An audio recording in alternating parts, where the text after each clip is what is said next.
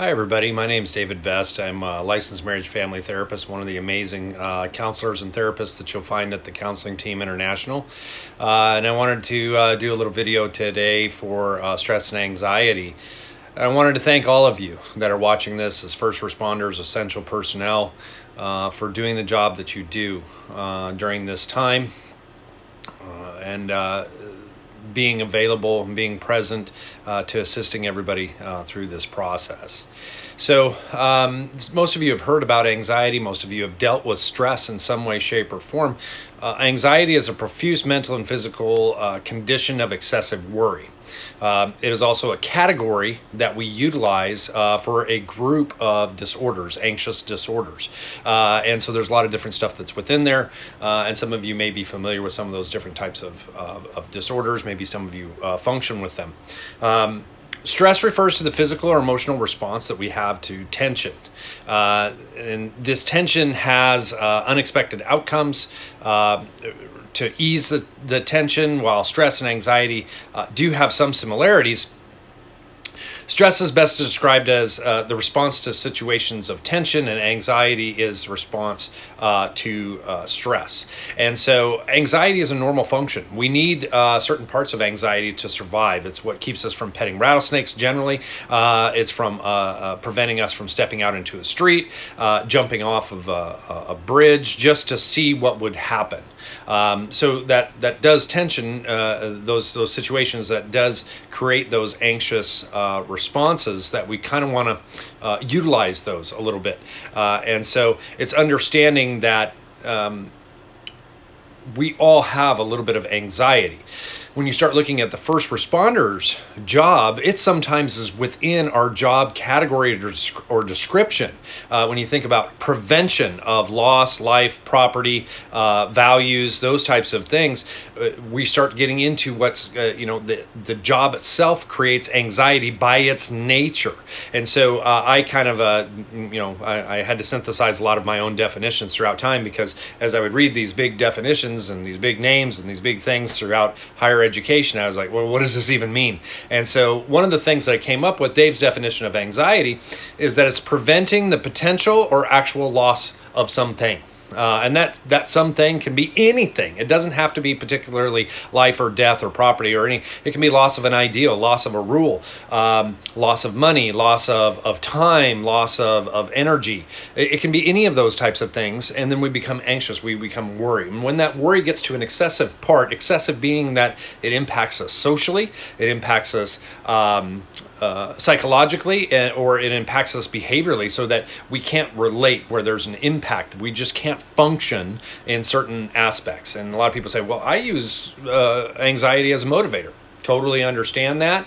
But when it gets to the point that you continually worry and you can't focus on any particular thing, that's when it becomes problematic. And that can cause a lot of different issues.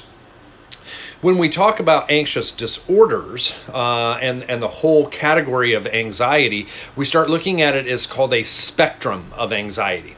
And one of the things, if you've ever dealt with colors, you know that a lot of time colors are presented in a spectrum.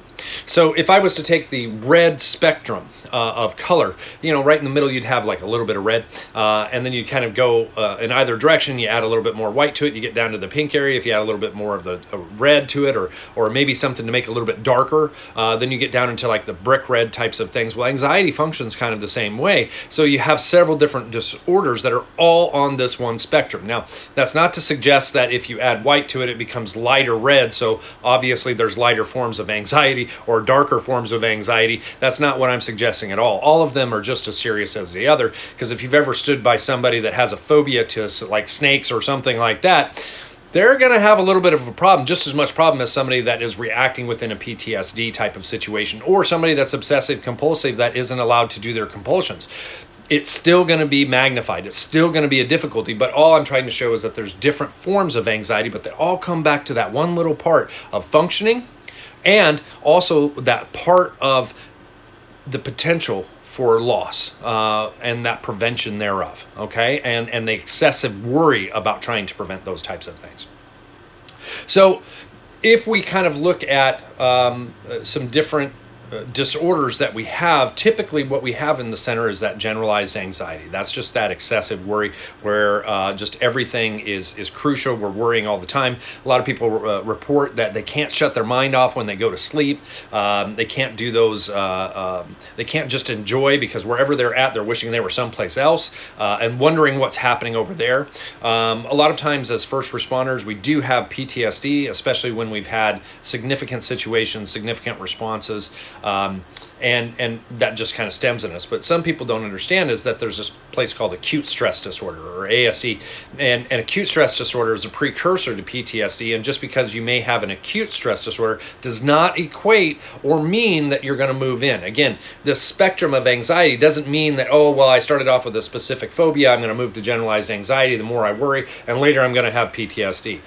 You are probably more likely, if you've struggled with anxiety throughout your life, you're already on that spectrum, so there is a higher likelihood that you'll gain some type of PTSD later on. Depressed people don't always seem to, anecdotally, don't always seem to get post-traumatic stress, although they may suffer from post-traumatic stress. But if they've been a depressed person throughout their whole life, I don't know that there's really a way that we could say that they're going to gain PTSD at some point, although they absolutely could. I'm not here to, and there's not much science on it other than we kind of look at, it's easy to kind of be somewhere on the anxiety scale. It's not necessarily like a moving thing, like I'm going to progress to a certain thing. Obviously, if somebody has PTSD, could they gain characteristics of OCD, obsessive compulsive disorder? Absolutely. But it doesn't mean that just as PTSD gets worse that it's going to automatically transition. I want to kind of make that very clear as we talk about spectrum.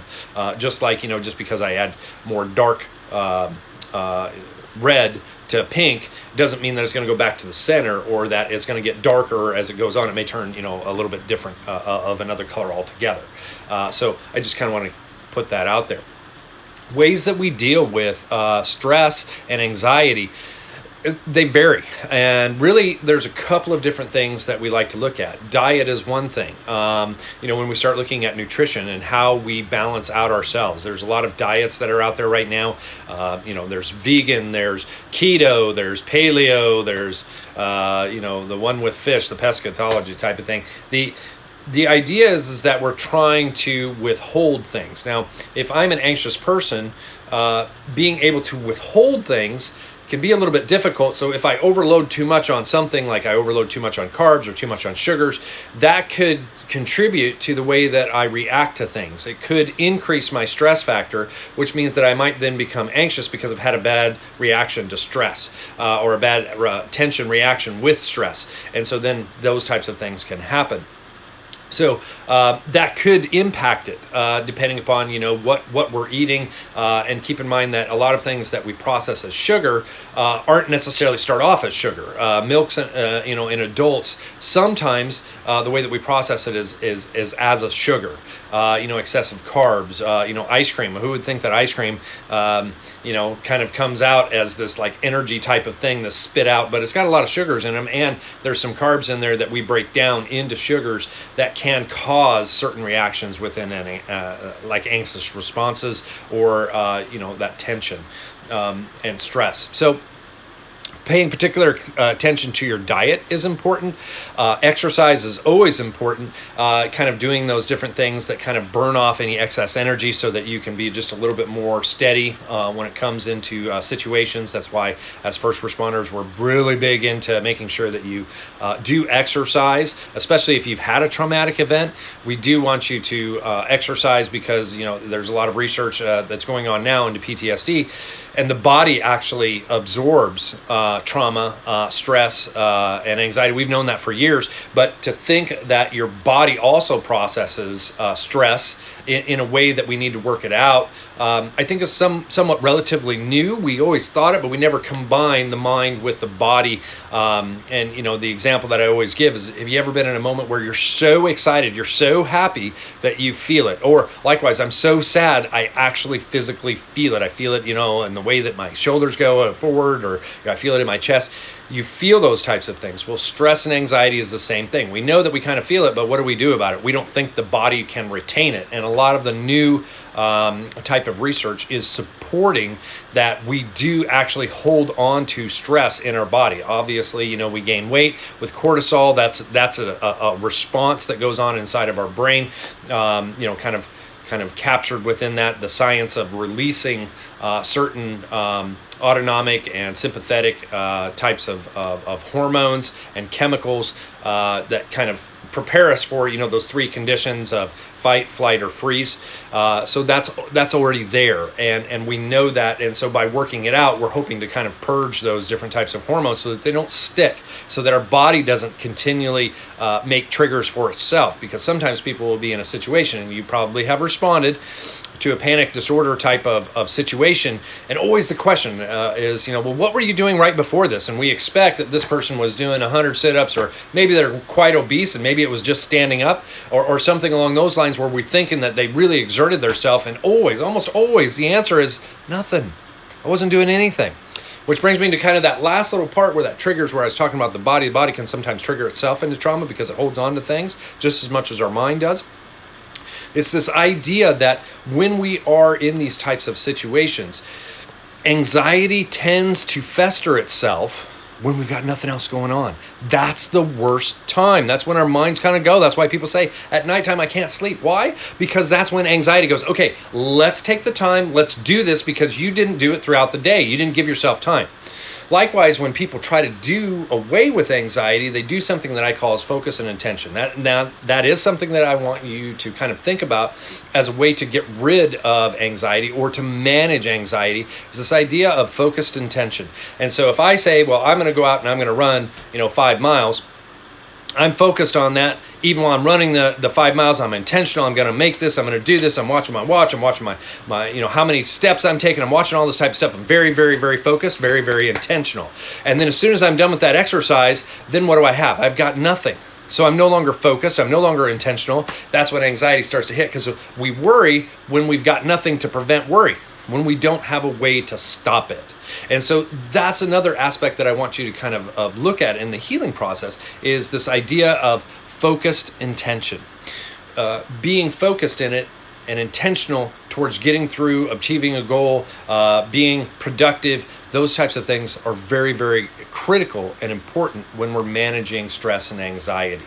When we're in a situation, all of us kind of, and I've definitely come out for a lot of officer-involved shootings, a lot of deaths on scene, traumatic incidences, and people are like, it wasn't like what I thought it was going to be. I was just in that moment. I was focused, and just everything happened. My training kicked in, my ideas kicked in. I heard voices, people telling me what to do, and all these other types, and I just did it. And sometimes I even have an out-of-body experience because I'm doing it, but I see myself doing it, kind of like up here or over there. It's not crazy, by the way. That's what happens. And so just knowing that sometimes this focused, intentional energy, that is what we do in situations. But likewise, when we don't, then we lose that idea of focused, intentional. And I'd like you to kind of regain that in several different aspects. And I kind of look at, a tent in the wind. If you've ever tried to put up a tent in the wind, do you just put one stake in the ground, or do you stake it out with 5 or 6, and then you put, the rope down there and different cords to kind of hold it? Yeah, I mean, you could take up to, you have 4 sides, you could take up to 8 posts just to keep a tent from flapping in the wind. Likewise, anxiety is that way. So the more that we get ourselves into positions where we're strapping ourselves down, the less likely we're going to flap all over the place, and we can focus and be intentional on several different things, and maybe not right all at that moment. Breathing is also a very, very important thing. In the military, I was always taught this combat breathing. That's where you kind of in for 2 to 4 seconds, you hold for 2 to 4 seconds, you exhale for 2 to 4 seconds, you hold for 2 to 4 seconds. Wonderful if you're trying to create a shooting platform for yourself, but I don't know how many of you are going to be snipers, or how many of you are going to need a specific shooting platform where you have that kind of ability to hold on to that type of air. So what I like to recommend for people people is in relaxation. If you're going to use breathing for relaxation, you don't necessarily need to get into the meditative breathing, but we get into what's called a relaxed breathing. And that's where your exhale is double the amount of time that your inhale is. So if you inhale for 2 seconds or count to 2, your exhale, if you want to relax, should be somewhere around 4, where you're releasing that out. The more that we bring in and we hold our breath, the more anxious our body gets. The more that we exhale, the more we're actually able to kind of push that out. Now, I know some of you are trying that right now as you're sitting there listening to this thing, but it's that doubling of the inhale as your exhale, and that makes a relaxed state. There's other things that you can do, since we tend to feel ourselves get tense in those moments where anxiety and stress are there. What I encourage people is go with it. Get really tense, and if you're sitting in your seat, you can do this without anybody else noticing. You ball up your feet, you ball up your hands, and you make them as tight as you can, and then you slowly release as you exhale. And you'll automatically feel some of your muscles just kind of release, and it puts you in a different state of mind. So understanding that diet, exercise, doing a little bit of the breathing, there's wonderful places that you can go online for meditation, relaxation, being calm. Those are all wonderful things. Working with somebody like myself, all the wonderful therapists that we have here, we can help kind of go through different things of anxiety and stress. But keep in mind that stress is that your response to tension, and anxiety is that response to stress. And there's always this prevention. And so sometimes we have to stabilize that. What's the evidence that this is even going to happen in the first place? That's something that's very, very important. And sometimes that does take a third party and somebody that's not necessarily connected to you except through a therapeutic relationship to help you develop that. I hope that this kind of helps expand a little bit of your knowledge of stress and anxiety, gives you some little tips of how you deal with it, some ways that you can better comfort yourself both in and out of the workplace. And like I said, if you need something more than this, or if you want to pursue alleviating, or you may have a high level of stress or a high level of anxiety that you want to work on, please contact us at your soonest convenience, and all of us would be more than happy to work with you. Thanks for your time. I really appreciate your listening, and I hope that you enjoyed this.